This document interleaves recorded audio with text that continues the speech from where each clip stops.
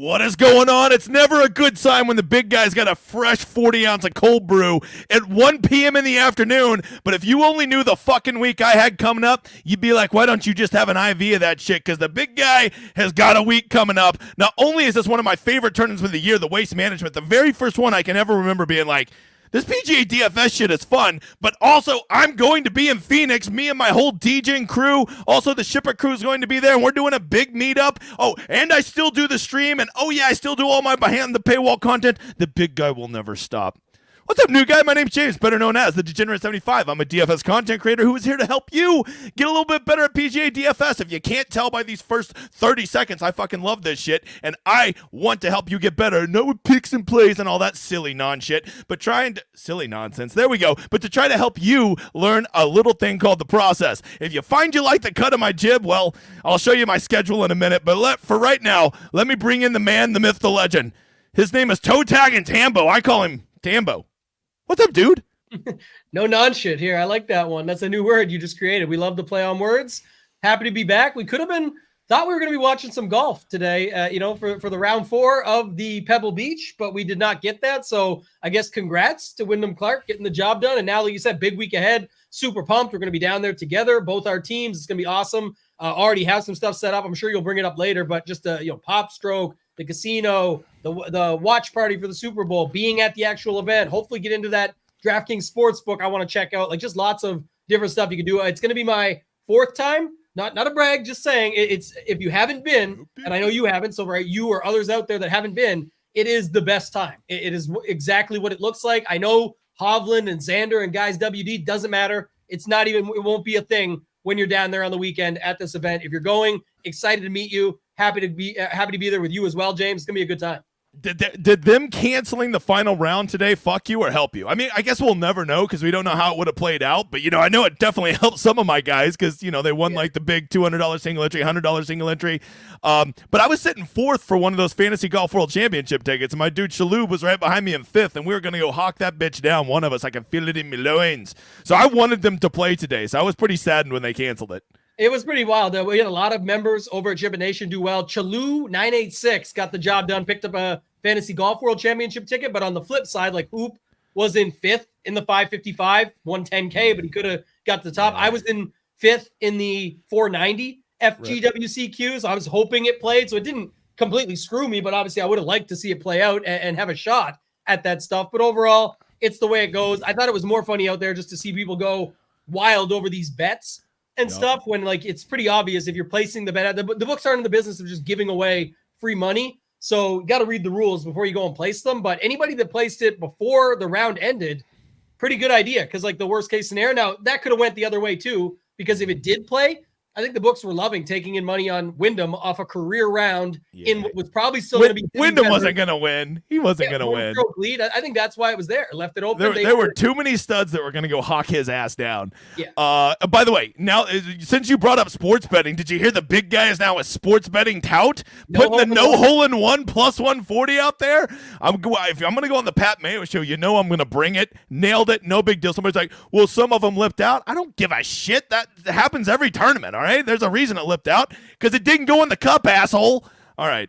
Hey, new guy, if you find you like the cut of my jib, you check out this schedule right here that I'm going to bring up. I do this show every Monday. I rotate channels between my station this week. We'll be back on Ship It Station next week. We do this every Monday, although I think next week might be a bit of a bitch as we're getting back from Phoenix. We'll play it by the ear, okay? Also, I do the emergency stream every Wednesday night, 7 o'clock. That's in the Lord's time zone, the #1 stream in PGA DFS. I'm not here to brag. Simply stating the facts.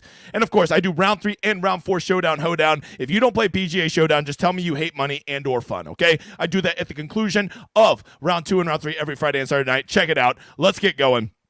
Let's just take 1 second to let me show you on Ship It. That's Tambo's site, and if you use my code DGen75, you can get, I believe it's 10% off over there, and I'm just going to tell you, I have a membership at my own site. I don't want to brag, but I'm also a member at Ship It because they cover a lot of sports I don't cover, and I want to have access to that. Hell, I even look at their PGA shit, even though I cover PGA, because I like to see what other smart people are saying. Tambo, you want to give the quick sell? Yeah, that's actually part of it. I mean, obviously, a lot of the top players out there are subscribed to many different sites, sometimes all of them. And we talked about Ship It Nation. I've talked since day one about, novice, intermediate, advanced player. It really doesn't matter where you're at. If you're trying to get better at DFS, there's not many places that you can go. And a lot of even these other sites that charge a bunch of money is about, we help you win. We are the winners. Like, we've got these projections. We've got this. It doesn't necessarily actually help you get better at DFS. That's been a passion of mine for many years. Go back years and look at it. It's not just, I want to help people like everybody else says. So check it out. Go to shipitnation.com. Use DGen75. Other sports that you don't cover on your site, right? We've got a lot of them.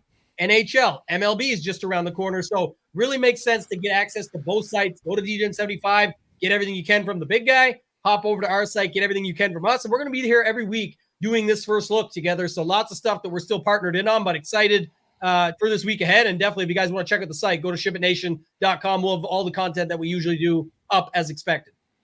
All right, let's get over to the course real quick. I'm going to do a quick course breakdown. Look, this is more about pricing and reaction, so I'm just going to give you a quick breakdown of the course, and we're not going to get too much in the weeds, okay?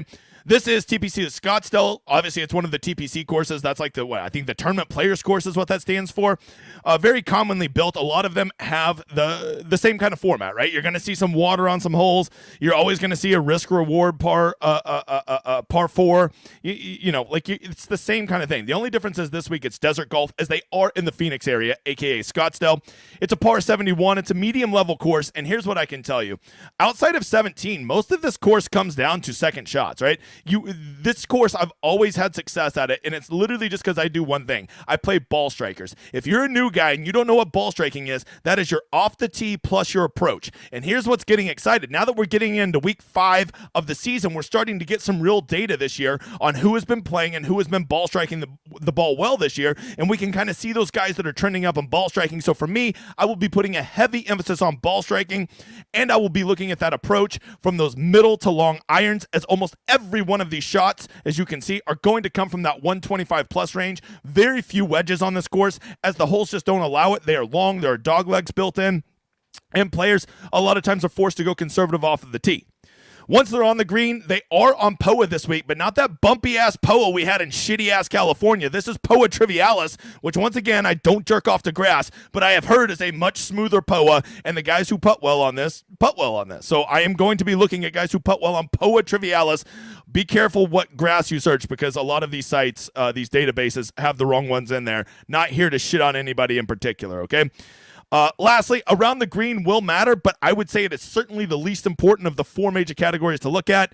To me, it's going to come down to, are you ball striking it well? Are you hitting those middle irons? Are you scoring on the par 4s? And do you do well? Because all of these par 5s are slightly on the longer side. They're not just freebies to get there in 2 every time. You're only going to get to these greens in 2 if you blast it out there in the fairway. So those are the things I'm going to be looking at this week. But more than anything, this course has very sticky course history, and it has really, really good correlation to ball striking. So that's what I'm going to be spending the majority of my time. Tambo, do you have anything you would add on that you like to do for this course? Remember, year over year, that you like to look at? I'm trying to think, and I just think a lot of the same people play it. So one thing that gets talked about for sure is obviously the course history, because the same guys do well. There used to be Ricky and Hideki back in the day, and now obviously Scotty, 2-time winner, going for his 3-peat. Xander with withdrawal is interesting because he obviously does well here. JT does well here, but it is, I think, tied into what you said. I think it's just that we typically will get the same crew, but it is more of like a course fit setup. Like you said, you talk about the stats that you're going after. You're talking about those guys coming in hot, all that stuff. That to me is more what I'm going to focus on. I wonder though this week, and the chat's already talking heavy about it, with only 2 guys in the 10K range now with Scotty and JT, which you probably haven't peaked yet. I haven't ready for the show. Look, thanks for destroying my favorite part of the day. Keep going. Spoiler alert, but I'm just saying it is important, because I think that doesn't matter. Like, if something I'm looking at is what is the rest of the world doing, and I think that a lot of people are going to get into that sort of condensed ranges of playing the same guys, because the setup's going to look similar. If you are starting with Scotty here, coming off of winning it back-to-back years, he'll probably go to 3.5 or 4-1 or something like that now. Crazy. With these 2 WDs. So I definitely think Scotty's going to come in really high owned. And if you can find some lineups underneath it, which I know we'll be able to, I think you could get some unique lineups that way. And so I'll look at what the field's doing and then what I'm going to do against it. I don't believe it's a very high 6-6 rate at this course year over year. And now that, I notice a lot of people in this industry do a lot of studying and their research. And I want you to know, I've done some research on Scotty Scheffler. I found that he's really good on certain kind of courses. Every fucking course he plays. There you go. There's your research for today. Nick says, can't wait to see who has a better bod, Shank or Degen. Little known fact, I will be hanging out around Bo Hostler the whole time because I'm going to look great compared to that dumpy motherfather. Let's see. Just everywhere Bo's at, you'll just see me walking around sucking in, just looking ripped as hell.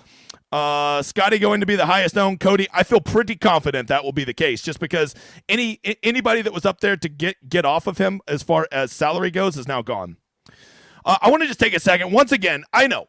I will shit on people. No one will shit on anybody harder than me when I think they're doing a bad job. But DraftKings is fucking doing a really good job with these contests. If you look at the contest for this week and you're not salivating, I don't know what you want from these guys. These are incredible contests, right? Even the main lottery didn't make me vomit in my mouth this week, which is a true accomplishment, right? I mean, 20% up top, that's as good as you're ever going to get in the lottery. Second place is half of first, that's check. And then even 10th place is 133rd. That's not bad for the lottery, bro. The big $5, don't tell me I don't have influence. I have been trying forever to make them do this as a $250,000 one. 25,000 to first, 10% of the prize pool. Second place is 60% of first, and 10% is 16th of first. Awesome payout structure. This is where it's at. And you're like, I wanted 50,000. First of all, you weren't gonna fucking win it anyways. And second of all, if you win $25,000, your ass is still gonna be dancing naked in the street. So shut up and just be happy that if you get fifth place, you don't feel like a loser this week. I could go over all these contests. Almost all of them are nutted. Do you have any thoughts on these contests? Ooh, I even see a little 3 max 555 here, Tambo. This looks like our alley right here, bro. What's that one? Ooh, look at that. A little 3 max 555, only 20%, 10,000 up top. Really nice flat payout structure. You know the big guy's going to be in that one. Let's see this. Okay, 10 grand to first, 1,000 to last, 23% paid. Yeah, I like that one for sure. Yeah, I might nice. just I'm still reminiscing about my King of the Desert entry that was 96% to move on in this, and I didn't get there. So I might have to play something bigger and just imagine in my head this was the lineup that I would have used. But one thing I was going to say, the $200 single entry with 50K, I got to get in that one right now. The satellites, just a note for this week, it's popped up. So this is going to be legit, and they put a date on it. So that means the week, March 15th, is the week of the players, I believe. Mm-hmm. And it's got satellites to it. There's going to be a 33 mega golf millionaire maker. And you can get in for like, it looks like $56. Like, might even be cheaper ones. I was just scrolling through to look at it as we do this. It's kind of first look for everything here, but just, yeah, that's something to note as well. See, I'm going to be playing some satellites. I'm going to be playing some of those tournaments, but definitely like that one. And not last place, Ross, Min Cash, sorry, 23%. Yeah. Gets paid 1,000 for the. Although I will say, whenever I play GPPs, I am trying to get first or last. Sometimes I have the ickiest lineups that finish like literally like second to last, and I'm almost proud of them. Right? Like, look how ugly that lineup was. I really put my balls on the table on that one. Didn't go well. Kevin asked me if I'm playing the blackjack table or if I'm a slots guy. Guess the answer to that one. I can promise you, it's not a slots guy. Yeah, slots are for slap dicks. I'm sorry. If you love slots, that's for you. But, like, you're going to see me with a Corona in my left hand and 2 dice in my right hand. That's where you'll see me, pal. Okay. All right, here we go. Quick weather update. It's actually the newest projections. This is GFS, which, you know, I don't HRRR doesn't go out this far. So you got to take these with a grain of salt, but it does look a little windy and rainy on Thursday, which is not common for the fucking desert. And also showing some rain on Friday. So we'll have to be monitoring that because this is normally a tournament that has ideal conditions. That's why they don't mind playing here in the winter, because Phoenix be nice all around. But if we see this, I mean, there's some real wind here with some real rain. So if these projections come to fruition, could be something to watch, okay? Let's get to what we are here for. It is pricing. But before we do, just know Wednesday night, 7 o'clock, I am going to be making a rather big announcement on the live stream. You should know that when you see Ron with a fucking samurai sword and Jon Snow on the same graphic, something's going on. Nobody knows about what this big announcement. I haven't even told Tambo. Tambo's my boy. I haven't even told him this announcement. Even he has to turn into the damn stream if he wants to know what it is. I highly encourage you to be there. It's going to be a big deal. I do it for you. I did it for you, Gotham. So here we go. Let's get to pricing. And up top, I see 3 guys over 10K. Really only 1 guy, because Xander's out like a fat kid in dodgeball. We've got JT, Scotty Scheffler up top. Scotty, $1,600 clear of Thomas. But this pricing is going to be so soft, people are still going to get there, aren't they? I'm not cheating anymore. That was the only part I had up on the screen, so I can't tell. But I guess we'll almost have to circle back on this, because what do we know? Scotty's going to be popular. Obviously, that makes sense. But I don't know what's down below. So what's going to happen is, like, can you play Scotty JT lineups? Because it's such a difference. 1,600. Can you play Scotty and then you'll definitely be able to play Scotty lineups easier than that. So I think he's going to be the guy. But I'm saying I don't know if you can play double stud or what that's going to look like here. But I would imagine you'll have 7,100 left over if you start Thomas Scheffler. So I think you can do that, especially if you can find a guy in the 6Ks you like. Yeah. So I don't think that will be. So just early thoughts. I don't think that'll be as unique as what it may seem, because I know when we get to the next round, one thing I noted before even getting to pricing and all this, when I saw the tournament coming out, and why I was so disappointed to see Hovland and Xander. I know we won't give a shit by the time it gets to the weekend and we're having a great time, but the field to me was not, I know it's not a signature event either, but it wasn't as strong as what people were trying to talk it up to be. Like, we're going to get to these guys. We know them and like them because we play DFS and we're in the streets 24/7 and studying the stuff around the clock, but it's not really like the 9K range. When we get there, I'm not going to be thrilled. So I don't think people will be either. And I think if they're not going Scotty Justin, maybe they're going Scotty 1 or Justin 1. I don't think there's going to be a lot of guys that will focus heavily in this 9K range. We'll see what you think when we get there. Yeah, the 9K range is where, to me, you really start to see the lack of depth of this field, right? Like, we got some guys up here that are like, what, really? Cam Young's in the 9,000s? What are we doing? Fun fact, I looked up when I was doing my research for the show, I found another little fact about Cam Young. He fucking sucks. There's your research on Cam Young, okay? When you see guys like Cam Young and Fitzpatrick up in the 9,000s, that lets you know it's not a super deep field, right? These are guys that we were getting in the low 8Ks last week. And I get that this isn't a signature event, and I love that it's not a signature event, because I'd rather have a kind of a slimy field. I want to get down there into the $6,800 guys with dudes that no one's ever heard of. But you really notice it in the 9Ks. I will tell you, Max Homa, this seems like a good course for him, right? If I want to play a ball striker, a guy who can hit middle to long irons, like this seems like a Max Homa course, but he's never been good here, and he's not in good form. Is it just me, or is he going to be like way low owned this week? Probably way low owned. Probably will see the weekend, get to see his little LA Dodgers jersey on the 16th hole that he wears every year and go from there. But I don't know, like, he hasn't done much beyond what people would expect him to do well here, but it just hasn't been the case. And now his price tag way up there. You will definitely get him at low ownership though, because JT is just $200 more. Burns had a good finish here last year. Spieth's had some good finishes here. Burns is playing good golf. Playing good golf. He feels like a real guy who's going to get some momentum this week. I think we're going to tune in Wednesday night and see him up in the around 20%. I just feel that. Yeah, I agree. And so I could see that one as well. And he's coming in off couple good results too. So like you said, here is some sneaky inside information. Okay, this one is not a joke. I actually had boots on the ground at the course this last week, and they were talking to Sungjae Im's father-in-law and mother-in-law, and Sungjae was sick as shit last week, right? So if you saw that Sungjae, you played him and he kind of dicked you over through those first two rounds, don't forget Saturday he had a great round, right, in the round 3, and I think he was sick. So I think you might be able to get Sungjae a pretty nice discounted ownership, as I think he kind of screwed over a lot of people. I see Andrew over here in the chat calling him flop lag, and who knows, if he would have won a shot another -6 on the last day, he might have backdoored a top 20 and not even been that bad of a lag, right? So I think Sungjae, even though this is a course that I think Sungjae would be okay at, but I think that you're going to be able to get him a discount ownership, and nobody's playing Matthew Fitzpatrick after he was donkey chalk last week and shit down his leg. Don't disagree with any of that. The one I was waiting for you to bring up is right at the bottom. 91. Well, not right at the bottom. Clark coming off the win. Sure, we'll see. Maybe he WDs too. Hopefully not, but maybe. But Sahith, this is the spot because twofold. One, I get to talk about where I think we'll probably hang out some on Friday and Saturday when we're down there. The 17th hole is a great spot when I'm not waiting to get in. I'm not running to the 16th. I've done that enough times. But I'm saying the 17th is a great spot.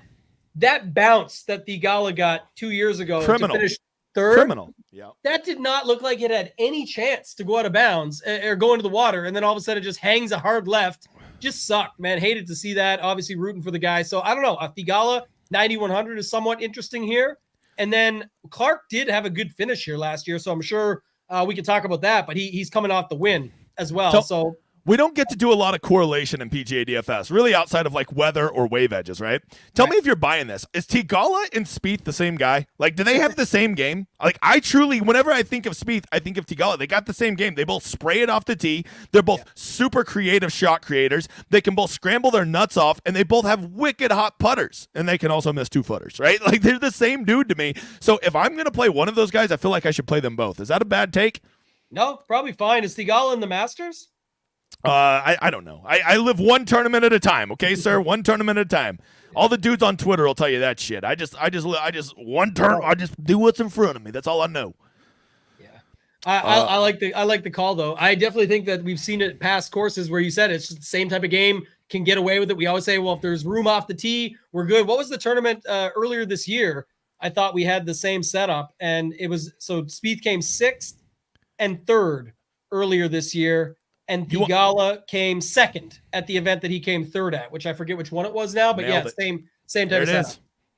All right, as much as I did not love that 9K range, I got to tell you, just a quick glance here, 8K range looking tasty. JT Poston, I am done not believing this guy is not elite. This guy is so fucking good at golf. And every week I'm like, okay, this course is just a little too long, a little too hard. I just come up with some bullshit reason to not play him, and I'm just done. JT Poston is fucking legit. There you go. That's a fact about JT Poston. Yeah, I agree. And moved up. They were showing the stat today of like his world ranking because they were talking about how the Neiman situation and how he actually goes backwards with the win, but other guys move up. They're showing Wyndham Clark, and then people start talking about JT Poston's ranking too. So how is he done here? I was just trying to look him up. So he's coming in off 5th, 6th, 11th, 20th. Missed the cut last year, but 11th and the 23rd the year before that. But game-wise, definitely think when you're talking course fit, guys like him, Benny Ann, Benny Ann's this course. If there's a course on tour built for Benny Ann's game, it's this course. Like when I think of a good ball strikers who are really good in that medium to long iron range, this is a Benny Ann course, and that's another guy. I just got to accept. I'm done fading him. I'm done fading Benny Ann. The guy is playing such good golf. He's like the old Benny Ann back in the day, except now he has a cheater putter and he can putt it like field average. So it's like he's like the highest inversion he's ever been of himself. Yeah, this range is really solid, actually, and that's what's interesting because even if you could see Scotty lineups, as I said, we'd learn more as we go down and circle back, but you could definitely see Scotty lineups fall in here. You've got the course history truthers with Hideki and Ricky. You've got Corey Connors, talk about a ball striker. Hadwin, I believe, plays well in the desert most times, right? Like, yeah, here, 10th. He's had a couple of 26th, 12th, 17th, but he's been playing a little bit better golf. So, I mean, there's a lot of guys in this 8K range. And then you still have Min Woo Lee, Tom Kim, like, the 8K range is loaded for this tournament for sure. Adam Scott was pretty good last week, I think, too, for the most part, overall, maybe. It's so weird that I see Poston and Benny Ann more expensive than Min Woo Lee and Tom Kim, and then I think, yeah, I kind of agree with that. Like, that's such a weird thing for me, right? Because I think, long term, we would think of Min Woo and Tom Kim as being much more higher in talents than Poston and Ann, but I honestly feel like Poston and Ann, based on their recent play and their course history and their course fit here, probably should be priced above Min Woo Lee and Tom Kim. Are you with me on that one? Yeah, I don't hate that one. What about Eric Cole, though? We didn't talk about him for much. Like, he's the one that you got to think would suit this course as well. And then on top of it, he's, he bounced back. I think he got like a 14th or something after the time before when he hurt people. So could you get to Eric Cole at 8,500? Dude, Eric Cole's starting to become my new Webb Simpson, right? Like, basically, you just have to accept that if a course isn't super long and hard, you just got to play the guy, right? This is like Webb Simpson from 2.5 years ago when he was on that super heater. And outside of playing a 7,600-yard course, you just plugged Webb Simpson in for a top 10, and that's what Eric Cole is starting to feel like. Oh, so you mean the Webb Simpson that beat Tony Finau in the playoff at the Waste Management Phoenix Open? Yeah. Oh, dude, don't get me started on Webb. I love him. Well, there you go. Eric Cole is our new Webb, so that's the answer right there. Right. And there's a lot of sun in Phoenix, so you got to love Eric Solar there. Yeah. Hideki has won this tournament twice. Adam Scott, who I just think of as a prototypical ball striker for this course. Corey Connors. This seems like a really good Corey Connors course. Does he have good course history here? Like, this seems like a Corey Connor track. Makes the cut every year, no worse than a 50th, but his best ever is a 17th in the last 4 years. Yeah, that's not great. Maybe he's just not good at Poa Trivialis, but in his defense, he's not good at any surface. Man, this is a good range. I think Decky, you're just going to get him a discounted ownership. People just seem like over Decky, and I'm just telling you, good Decky wins this tournament by 3 shots. There you go. I said it. If you get good Hideki in his good mind space, Hideki who's trying, right, he's going to win this tournament by 3 shots. You heard it here first. Will you get good Hideki? Well, I can't promise you that, Bob. I'm just telling you, there is no course that I feel like is better suited to Hideki than this course, and we've seen it. He has boat raced this tournament more than once. Yeah, it was back in the day, but obviously he's got a couple wins here. So it just shows that's kind of what Scheffler's doing now. And guys, it's the ball striker thing you talked about, though. That's what it was. And at that time, even crazier ball striking from him. So, yeah, I'm fine with him. I don't know if he'll get as much ownership in DFS just because of all the other names around him, but I know a lot of people bet him this morning because they bet him last week and it didn't work. So why not just try again? Is Ricky broken again? I see Ricky Fowler just hanging out at 8,200. That's a guy, he's won this tournament, right? Or finished very high here. I remember that one time he took that drop on set. He put it over the back on 17, then did his drop, and then his drop fell into the water, and he had to take another drop. He still won that tournament, but that was the dumbest drop of all time because it was like he should have made sure before. Like he had no idea what he was doing there. That was a rough outing for him, but he got the job well done. played. Well played. That was a rough outing. Well played. Yeah, Brandon Grace, I think, was the one chasing him and ended up also dude. See, that's the water on 17. Is he on live? Is Brandon Grace on live? Whatever happened to that guy? Okay. He was last I checked. Maybe he got kicked I off love that. Brandon I don't Grace. know, but I remember this guy. That was part of the Pat Mayo effect. He had me just obsessed with Brandon Grace forever. Okay, let's see here. Moving down, let's drop down to the 8K lower 7,900. Adam Hadwin, Dumpy Bow, just the guy I'm going to be following around the course the whole time, just so I look extra muscular. Man, is Alex Noren back? Like I keep slow playing this guy, but now he's got the big price jump up to 7,900. Is he back? Because I actually remember a time when Alex Noren didn't suck at golf. Yeah, it's probably fine value play. Like if you want to fit him in here, I can't imagine he gets super popular at 7,900 when you've got these other guys above him. The 8K range we just talked about. I think anybody, I don't know how people attack this, like McCarthy, Harmon, Akshay, Berger, Lowry. Like this range still has some names that people like, but it feels like they would much rather just get to those 8K guys if they could. Can I tell you that Siwoo was out there this last week just fucking throwing darts, and now I want to play Siwoo? When you get good Siwoo, no one will throw balls at flags harder than Siwoo can. That guy just says, I don't care where that pin is. Just throws darts everywhere. If we get good Siwoo, he's just like Hideki. There's good Siwoo and there's good Hideki, but there's also very bad Siwoo and very bad Hideki. So just know what you're signing up for. Get ready. Nick just said it too. Canadians and Koreans, and I'm done. This is one of those places. Canadians in the desert. I don't mind that. I don't mind it. And the other thing too, the Siwoo TPC stuff that always crosses over. Like Siwoo won the Players. Ricky won the Players. Hideki, the Players is a pretty good comp course to this too, right? It's it's a TPC course. Same kind of the same strategies are employed there. That's what I think. And then obviously Hideki was that scorched earth round before COVID hit of the Players that year as well. And other times on top. So yeah, that's kind of the angle you could approach it from. But I like Siwoo. I was playing him in Showdown last week as well, so I don't mind going to him up in this upper 7K range. Akshay, man. For whatever reason, Akshay's just jumping off the screen to me here. I'm looking at this whole 7K range, and all I see is just like Batia in big 75 font, and everybody else is in like 2.4 font. Why do I like him? I really don't even know. I think I just can't get over how big his upside talent is, and it kind of blinds me to if this is even a good course fit for him, because I don't even think this is particularly a great course fit. I don't think him is a great ball striker. Right? I'd rather have somebody like Lucas Glover's game than Akshay Bhatia, but I know a little fact about Lucas Glover. He sucks, and Akshay Bhatia could be great, so I think that's why I'm so high on him. You do know what you're getting, right? You're getting a 14th to 13th or a 48th or a miscut. Like that's how it's going to go. But the angle of using him, I think, is probably that the hotter courses, like anytime, I know it's usually been like the Bermudas, the Puerto Ricos, these types of places. It's not the same. We're in the desert here in Arizona, but definitely a possible guy that you could go to. You just have to know you're taking on that risk. But the good news is if he gets through and makes the cut for you, there's big upside there at 7,800. Man, it's so weird. Shane Lowry. I used to be such a Shane Lowry guy, probably because we have the same build. But, like, I have not been playing him near as much. I just feel like he's, like, what is his upside anymore? Like, when was the last time that guy got a top 10? I think seems like forever correctly. ago. Yeah, he's priced correctly, I think. Yeah, he is. And it's crazy that I see $7,700 Shane Lowry, and I'm still like, nah, I don't know about that.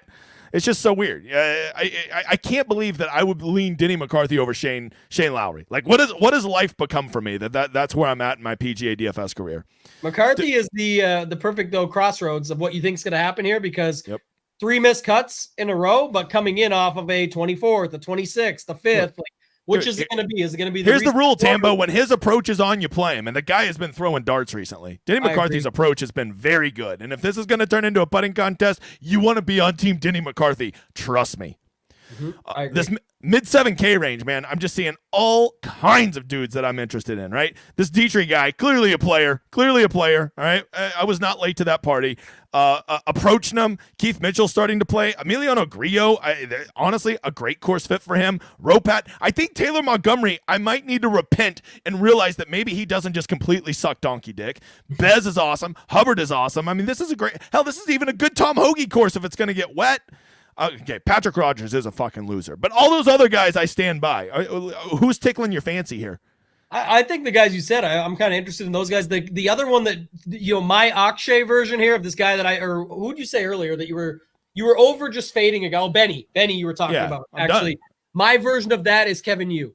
I just continuously fade this guy. It's like a third, a sixth. Last week it was like the one round, I think, that he had a good round that I didn't go with him again. Like, it's just nonstop. I don't think he's seen this course before, but if you think about a course setup where you can just get away with it, he does have some rounds where he just fires at these pins. And if that's going his way, that's where he would become like an Akshay, where you know what you're getting. But if you get good Kevin Yu, he's the guy that can really go out there and score for you. So I don't think that score for you. That's two of them today, Tambo. Look at you. You're finding them. Here's what I'll tell you. Kevin Yu's a ball striking SOB. And if I'm going to sit here and harp on the ball striking narrative this week, you best believe that Kevin Yu had me at hello is going to find his way in my player pool, right?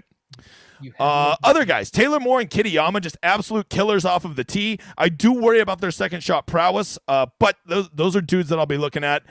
Nick Taylor was a dude that finally started to play in round 3 last week. I always loved Nick Taylor. Canadians in the desert, it's a thing. Solid finish here last year too, second. Yeah, and then Lukey Gloves. I'm telling you, Lukey Gloves. If this is going to turn into a ball striking contest, Lucas Glover still is a ball striker. That's what he does. Yes, I know he has the cheater putter, but whenever you get good Lukey Gloves, it is still built around him hitting the ball far and in the middle of the fairway and then sticking middle irons. That's his game, right? So Lukey Gloves down at 7,200. Relatively interested in that. Ryan Fox was out of the tournament. Now he's back in the tournament. So there's going to be Oompa Loompas just helping out fat German kids stuck in the slide all over this tournament. Anybody in this range doing it for you? There was one other guy you were just talking about in the chat got me hung up on EVR. The chat just loves EVR. They always love EVR. I do too, for Showdown. Yeah. But I don't know. They're going to say he came 20th last time. So, yeah, maybe there's something. Man, Adam Shank's playing sneaky good golf too. I just feel like he's a hair too cheap. I feel like he should be 7,600 in this field. I like Shank. I like Taylor. I probably like Svensson, even though I think he's only played here once and it wasn't good, but talk about a guy that could find it ball striking wise. I don't know if there's anybody else that's really. What about Ben Griffin? Yeah, I mean, did you know he was an accountant? I heard that once. Yeah, so Ben Griffin, I mean, honestly, yeah, this is not a bad course for him. I will tell you, Ben Griffin will tilt your tits because that guy makes way too many pars. But par could be a good score this week, depending on how the course is playing. Hey, Nick, do me a favor. Go get me a top 5 bet on Adam Shank. Adam Shank's going to finish top 5 this week. I feel it in my loins. Okay. Let's see. So getting on down here to the low 7Ks. Adam Svensson was a guy I played last week, and, you know, he had a pulse. Like, I only played him because he was so bad 2 weeks ago. Luke List. Oh, Aaron Ryan. If there's going to be rain, Tambo, you got to love Aaron Ryan as 2 gloves, right? Yeah, I guess you could say that too. Big edge. I think it's the type of scoring setup too that could be okay. So I actually don't hate it. Just looking for anybody that. Jake Knapp's all the way up to 6,900. Nice. By the way, Jake Knapp's actually pretty damn good. Sam Ryder at 6,900. Let me. And KH Lee at 6,900. Let me just go ahead and spoil the ending to this movie for you, Tambo. I'm fucking in, dude. Yeah, of course. They're already talking about him in the chat too. Yeah, I saw. Yeah, TPC Lee, man, that's a thing. It doesn't matter if your narratives are correct. It just matters that you're committed to them. That's the important thing to remember here. Sam Ryder never misses a cut here either, and 2 top 23s, 20th last couple of years. So maybe play him too. Vince Norman, like EVR is okay. What is this saying? It says compare EVR. EVR is better than them. Talking about Sungjae or Thigala. Okay, that's the fucking coldest take I've heard in a long time, Val. What a terrible take, if you really believe that. Poor Rin. Okay. Andy in the house. Kevin, you went to Arizona State. There it is. Andy with all I needed to hear. You had me at hello, Andy. You get it? You have me at hello? Okay. Let's see. Let me hide his comment. Get out of here, Andy. All right. Here, just a couple guys that I think just seem a little mispriced here. I feel like the Viking Vince Norman and Scott Stallings, like based on their game and their, I don't know that Vince Norman has good course history here, but I'm pretty sure Stallings does. Are those not two guys that seem like they should be probably in the low 7Ks, or am I just talking out of my ass? Norman, I can't go with you, but Stallings I can. Norman could be good. Obviously, I like him. He won already on tour. It's just a matter of the setup. Stallings actually has played pretty well here, and he's down to 6,700. Were your people once conquered by Vikings or something? I mean, like, aren't you a Canadian? No, I love him. I've been talking about this guy for years. Vincent Double R Norman is my dude. I don't see it for this course like you just brought up. I haven't seen him do anything lately. I haven't seen him do anything here. He hasn't even played here. Like, I don't know if he would be a guy that's too cheap. There's a lot of talent down here that you could play, I guess, just on talent. Dude, why I can never get over Lee Hodges. You were at the Fantasy Golf World Championship last year. Lee Hodges won that tournament, right? Was it the 3M, right? And ever since then, I've always felt like he is better than he gets priced and what he gets owned. You know what I mean? Like, even last week, he was like, what, like $6,100 or something silly like that? Is Lee Hodges a dude? I don't know. It's the same thing. I thought the same, and it was good. He was like a $7,400 golfer at that event. And ended up going on to win it. I mean, again, too, by the way, following it pretty heavily that week, Tony Finau should have won that tournament. He missed every single putt down the entire stretch. Finau missed putts? Fucking shocking. Shocking that blind mother father with his stupid toe-up putter can't make a 4-footer. Tilts my tits. Why isn't he here? I think, because he's going to Mexico next week, right? Probably if he doesn't get a week off, when's he ever going to get a week off? Oh, no, next week's Genesis. What the fuck? Maybe he wants to play Genesis. He's going to be at Genesis. He played last week. He's playing Mexico. So he's like, if I don't take one of these weeks off, I'm going to play like 6 weeks in a row, right? He should have played this week. Let's see. And Ryan says it. I'm telling you, I was there. I understand it clearly. Hodges won by 7. Yeah, Hodges couldn't miss, but I'm saying go look at the Sunday round. You can look it up on Data Golf or wherever you want to go. And Finau made 1 birdie and missed about 7 from inside 10 feet. Because every time I followed his entire round, walked with him on all the holes, every time he had the short putt, he missed it by this much. And it was just the same setup. And he came into the day with a chance to really get the job done. So just the way it goes, which is to say, I don't know why he wouldn't be here this week. He needs a break. But man, play this, play Genesis, play Mexico, and then take this new tournament I didn't even know existed. The Classic in the Palm Beaches is the name of it. The week of the Monday, the 26th. But we'll be here. We'll be doing a first look as always. We'll be doing it. Give me the slimy ass fields. By the way, the editor just texted me and told me we have around 200 viewers and not even 100 likes. That means we have over 100 donkey dicks in here. Don't be a donkey dick. We don't got time for donkey dicks. Hit the like button. Go ahead and subscribe, new guy. Moving on. Seamus Power. I want to believe that he's coming back, but I don't think he's there yet. Sam Stevens. Can I? One time? Can I? Tambo, can I have your permission to play Sam Stevens? Yeah, you can. He's fine. Unless he's chalky, then fuck him. Do people go? Do people play Laird? Oh, Party Marty. Let's see. What's his price tag? Mayo's going to get him fired up this week because he's 6,200. Oh, but nice. Man, this guy just always comes. He miscut last year, but the 14th back in the day. Hey, good at desert golf. Can confirm. Good at desert golf. Yeah, he'll probably make the course fit rankings, but we'll see if I like some. I'm with the sleepers while sleepy is going to be fun this week because I'm already seeing some Grayson Sig, some Sam Stevens, some Ben Coles 5. Like there's some slimy assholes down here. I'm already interested in. Let's see. Jonathan Vegas, I don't mind that. Like, this is a course where being good off the tee is an advantage, and that's Jonathan Vegas's game. Matthew Neesmith, he's kind of a sneaky ball striker. Don't mind that. Let's see. Ooh, have you already looked through the whole list? This is like the bottom. I mean, we'll talk about it in a second. I was just trying to bring it back up. I forgot. I think it's the Cognizant, which is what took over for the Honda, right? Is that what's coming up? Bro, 1 week at a time. I don't even know. I mean, I'm pretty sure the Masters is later this year. Outside of that, I don't know shit. I live 1 week at a time. Course. That's why I brought it up because I've been there a couple times. I like that setup for sure. All I know here is like this is the thing. No one cares about these guys at the bottom. Like no one's playing them. You don't need to. Right. All I can tell you now that we did the whole show, or like the majority of it, is that it's gonna be Scotty Scheffler and preloaded and pick 5 guys. That's what's going to happen. You can play all those dudes we said from 6,700 up to 75. And there is how many? And there's guys above them too, but just to say this range, there is. So you're just gonna shit on Stewie and Ross here, where they're saying, "What about Shez and Chad Ramey?" You're just gonna throw the baby out with the bathwater is where we're going here. For now, yeah. Bud right. Culley's back on a medical extension. He's got, I think, 27 events to do it. And yeah, someone said it's PGA National in Palm Beach, Old Honda tourney. It's an awesome tournament. I'm excited for this year. I forgot that's what it was, and my calendar was wrong, but that's right. Yeah, these guys. Who knows, man? These Johnny guys Vegas here, has 5 missed cuts in a row. I assume that's not here. That's just in general. That just Probably. means he's due. I mean, look, literally his last name is Vegas. That's desert golf, bro. You got to go with these narratives, okay? He's thinking of getting over to the Super Bowl is what that means. That's why that guy looks like he's done a line or two of coke in his day. Why isn't Keegan Bradley here either? Like, where are all the players, man? I mean, honestly, I think this is a bit of a schedule casualty, right? Like, guys were playing these past 2 weeks. They're going to be playing next week, and they're I think that they just golfers don't like to play 4 or 5 weeks in a row. That's just something I know. Honestly, I kind of side with them. Like, that's a lot of traveling, right? It's not just about playing 72 holes of golf over 4 days. It's about all the traveling and shit you got to do, and sometimes you just want to go home and chill.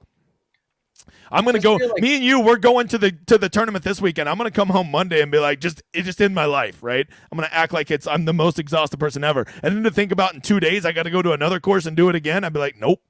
Yeah, but people kept saying this. It's like they're coming from California to Arizona.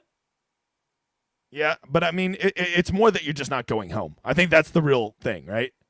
Like sleeping in your own. Oh, you stop, Tambo. Have some respect for. I'm kidding.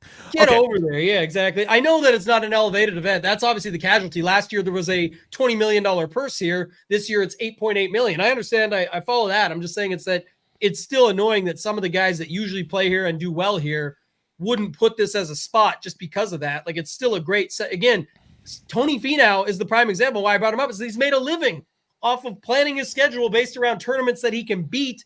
Not necessarily tournaments that pay the most or this other. He's still going to go to all those. It's just adding in one more event. I think it's fine. It's just my point was he would definitely be a good spot. This would definitely be a good spot for him to come out and play. But either way, I digress. I think it's going to be Scotty lineups that people play a ton of. Like, he might actually push 35 or more. We haven't seen that in a little while. You do the ownership mostly. Like, what's the...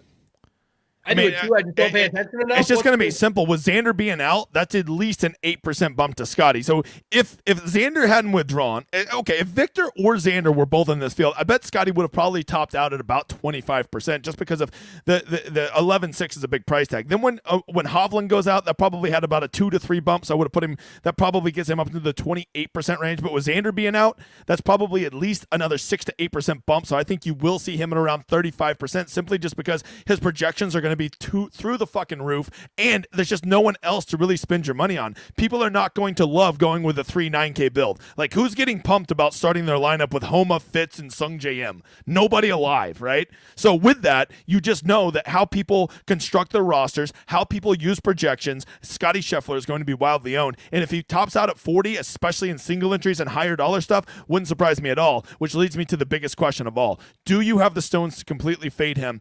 And if not, what's going to be your strategy for Scotty on a Monday here? Probably just go underweight, like I always do. Like, I don't care. Like, I think my lineups with him, I always say this one, so I'll explain it one more time because we've got new people watching, I'm sure, as well. But like, again, when you teach this point, I think it's so good, especially for new people trying to get into the game, which is what we're always trying to do, get more people to play DFS, especially PGA DFS.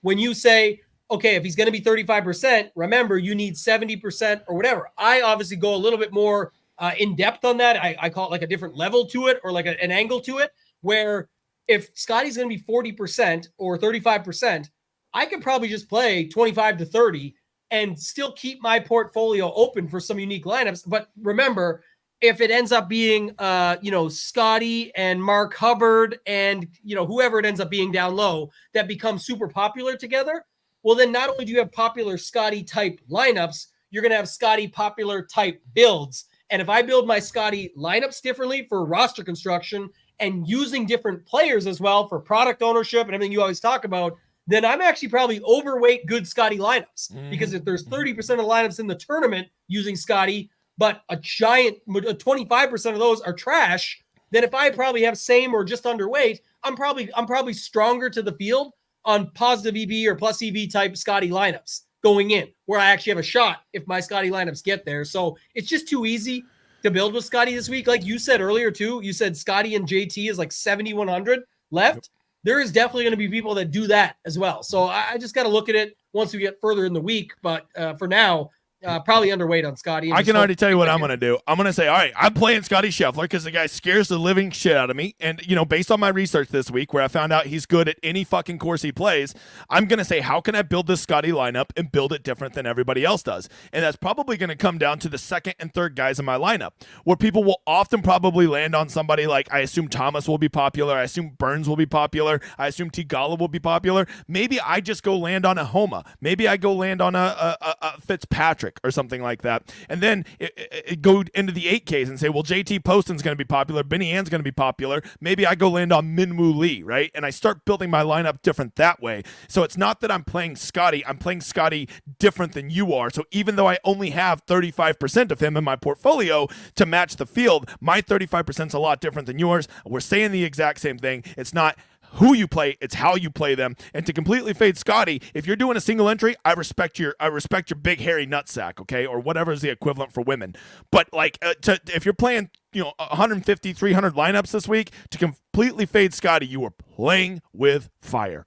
And I just want to add one more note too, because when I'm talking about like my MME set, like 150 lineups, that $5, something like that. That's probably how it ends up once it gets dispersed and shakes out. As the week goes on, I'll see what it looks like and what other people are doing. There could be a spot where I end up with 65% Scotty. It's why you follow the content as the week goes on. It's the first look, but it's a good exercise to talk through it. And the other angle is this. You have to remember too, the tournament, it's not just who you play, and it's how you play. Like I was saying, it's the other setup of the tournament that you're in. You have to adapt to that, because I'll tell you what, in something like that 555 3 max, Scotty could be 65%. He's basically at that point, not quite, but almost a blocker where you basically need him. Like if he screws up, it probably doesn't kill you. If he does well, you need him. So in that situation, depending on the tournament size that you're in, the smaller field stuff, especially higher dollar, he's probably going to be in 60 to 70%, if not maybe more. In some cases, in a 12-man or a 15-man satellite, you could see him be 80 or 90%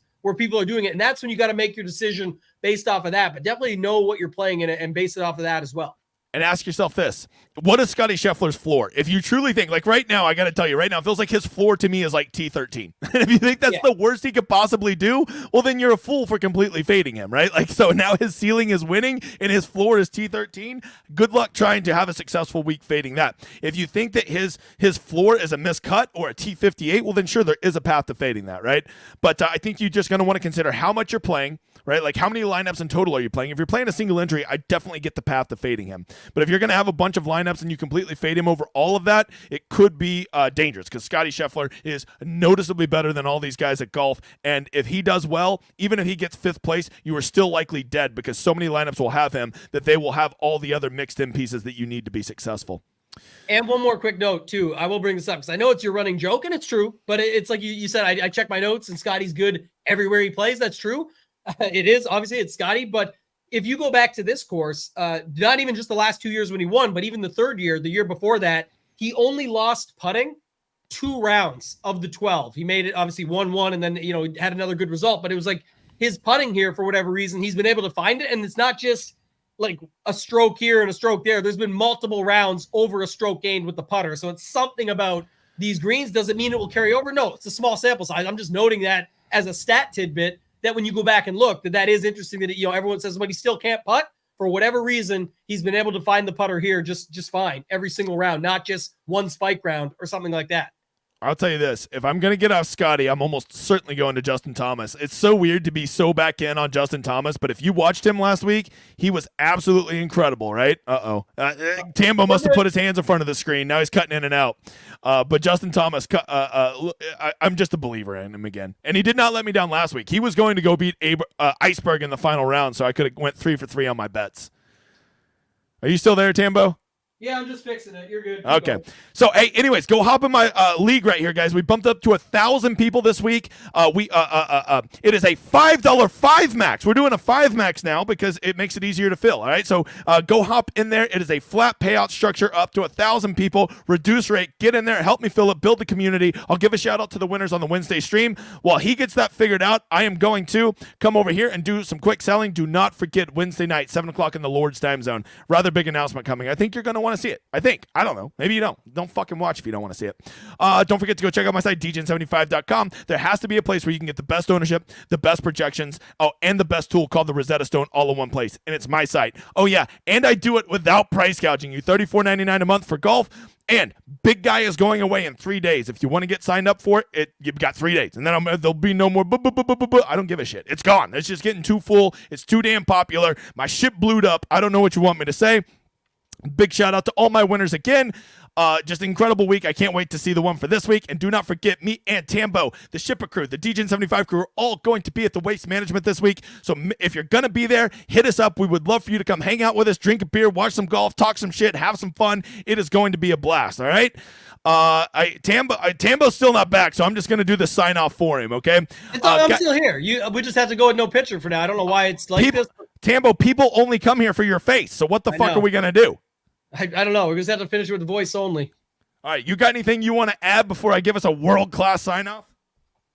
No, I didn't know if there was any other questions or if people had any more, but I was going to say that definitely excited for that event that you've got up on the screen right there. That's the big deal this week. Really excited for that one. Going to be happy to be down there. Had a bunch of people reach out already. If we didn't get back to you, I will note one thing because I'm always the most direct guy.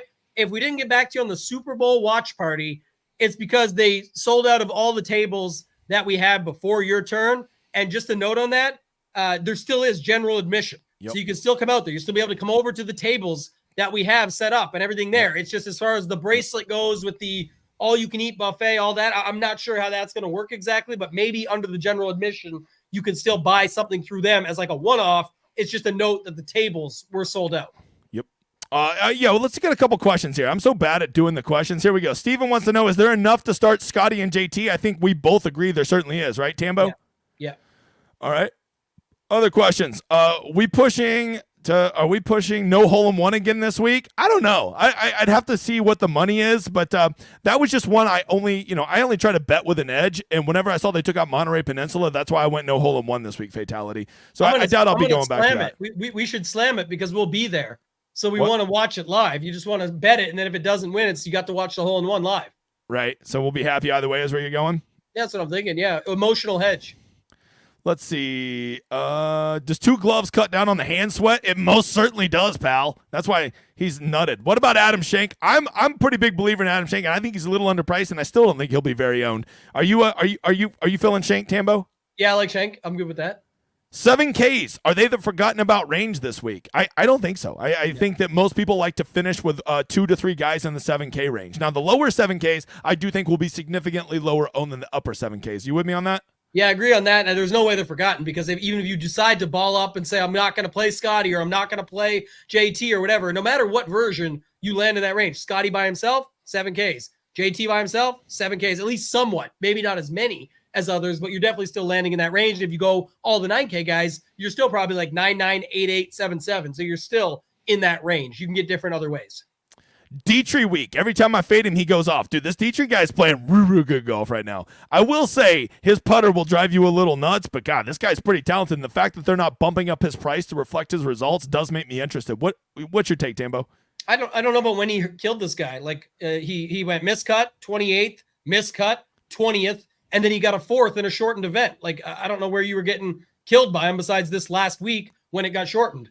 And he Tambo, do you play PGA DFS? Don't you know people love to overreact? I mean, have you never seen Thursday morning? Well, my lineups are dead. Benny ain't got a streak. Okay, and you know me. Chill that's the fuck my job out. Is to keep everybody down to earth and make sure they understand. I love using Showdown. Their guy birdies the first hole. Well, Showdown's a fucking loss. Yeah, you're right. No one's ever bounced back from a bogey on one, have they? Yeah, that week. What was it, the week? The same Spieth week that we were talking about earlier with Tigala when Spieth finished 3rd. He made bogey on the 3rd hole. Everyone said he's done because someone had made 2 or 3 birdies through 3, and they're like, "Oh, Spieth's done." And then he goes and finishes 3rd in the whole tournament. No more birdies or bogeys after that. By the way, This is real though. Me and Tambo will fight with fist over this. The mush is real. Whenever Wyndham Clark was -9 through his first 10 holes, everybody on Twitter started being like, "Oh, 59 watch." The very next hole that motherfather bogeyed. You did this, Twitter. Learn about the mush, you ass clowns. All Nick right. said he's wearing 2 gloves to pop stroke. Yeah, I mean, well, Nick takes it serious. Nick's a very serious guy. Do you think more people WD? I think that the only people that were going to withdraw were probably those big names. A lot of these guys, they're pretty committed to this. They're not giving up their spots. I think that I'd be surprised if we see any more. I mean, other than Hideki, because Hideki's always 50-50. I don't see anybody else right now. I was just checking my phone. You guys can't see me doing it, but I didn't see anyone else since. Maybe one more. I don't know. We'll see. Fitz, decent course history. I haven't even looked at him. I haven't looked. Fitz? But Fitz, Matthew Fitzpatrick. He's played it twice, 10th and 29th, so it's not horrible. Not the worst. Not the worst. Man, he was so bad in round 3. JT, wait, click on the wrong thing here. What did I click on? No. What the fuck? The chat jumped on me. My bad. Okay, I think we got through most of the chat. Guys, thank you for being here. I appreciate it. Make sure to hit the like, subscribe, tell a friend. Do not forget to be back Wednesday for the live stream, you motherfathers. It is going to be a rather big deal. And most of all, guys, please remember Rule 3080. Expensive tout sites are shady. I'll see you next time, but not before I hit this victory lap.